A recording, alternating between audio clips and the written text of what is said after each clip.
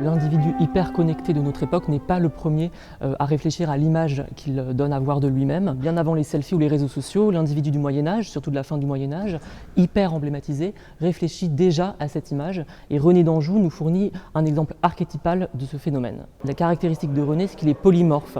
Il renaît sans cesse, il multiplie les casquettes, si l'on peut dire. Il a été écrivain, homme politique, tournoyeur, mécène, architecte, et donc tous ces aspects de sa personnalité, on les retrouve dans son emblématique et dans ses marqueurs identitaires.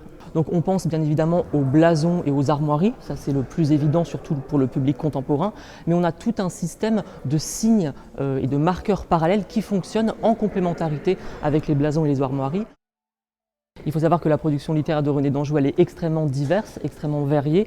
On va du traité allégorique religieux sur le salut de l'âme, à la fiction allégorique chevaleresque, plutôt donc une thématique courtoise et amoureuse, en passant par un traité théorique sur les tournois. Toutes ces fictions littéraires possèdent un fort substrat autobiographique. René entremêle et démêle le rêve et le réel, et c'est en passant par la fiction, c'est par le détour de la fiction qu'on peut tracer le contour de René d'Anjou. À partir de la mise en scène littéraire que j'étudie dans le livre du cœur d'amour épris, nous avons extrait, sélectionné différents outils de représentation du moi pour transposer la mise en scène littéraire dans une mise en scène numérique avec nos outils modernes et contemporains. Donc c'est une forme de réécriture du littéraire au numérique. Donc à partir de ce travail de sélection de marqueurs identitaires, j'ai opéré une redistribution en différents scénarios pour que le visiteur et l'utilisateur du prototype puissent pleinement comprendre ces différents marqueurs identitaires et surtout la façon dont ils fonctionnent et dont ils interagissent les uns avec les autres. À partir de ces scénarios, le visiteur est invité à interagir avec le contenu pour en apprendre plus. Les idées qui sont à l'origine de ce projet ont émergé d'un dialogue entre une professeure en littérature médiévale et une professeure en informatique. Le développement du prototype a été effectué dans le cadre d'un projet pédagogique qui s'est déroulé sur 8 mois. Projet pédagogique interdisciplinaire qui a mobilisé des étudiants en informatique de Polytech Nantes et un doctorant en littérature médiévale du LAMO, le laboratoire L'Antique le Moderne de l'Université de Nantes. Donc le parallèle entre littéraire et numérique est particulièrement évident avec l'armorial de l'hôpital d'Amour, où René fait figurer les armes de ses contemporains à côté de son propre écu, comme pour mieux se connecter et se mettre en réseau, comme on peut le voir sur la première enluminure. Une légende explicative permet de mieux comprendre le document médiéval, et l'on peut découvrir les termes spécifiques à l'univers médiéval à la manière d'un glossaire, ainsi que des citations de chroniqueurs ou d'écrivains ayant écrit sur René au XVe et XVIe siècle.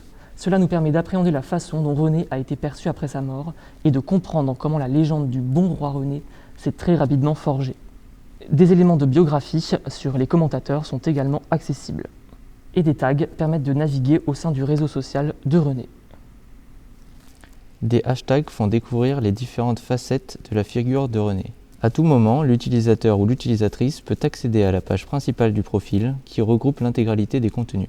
Et la page principale donne accès à des stories qui questionnent les visiteurs et visiteuses et les sensibilisent, par exemple à la langue du XVe siècle. La page principale donne également accès aux différentes facettes étudiées de la personnalité de René.